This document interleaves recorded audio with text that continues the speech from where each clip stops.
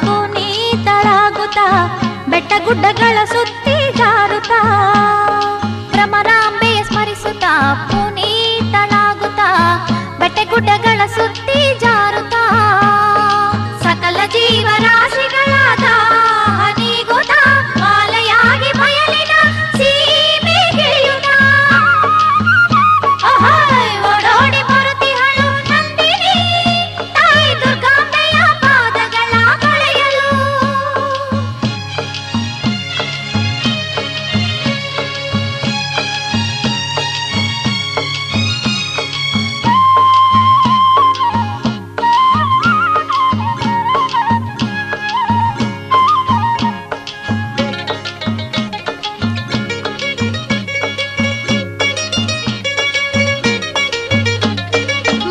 ಶುದ್ಧ ಪೌರ್ಣಮಿಯ ಶುಭಾಮೃತ ಘಳಿಗೆಗೆ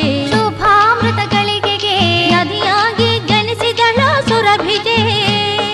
ಮಾಘ ಶುದ್ಧ ಪೌರ್ಣಮಿಯ ಶುಭಾಮೃತ ಘಳಿಗೆಗೆ ನದಿಯಾಗಿ ಜನಿಸಿದಳು ಸುರಭಿಜೆ.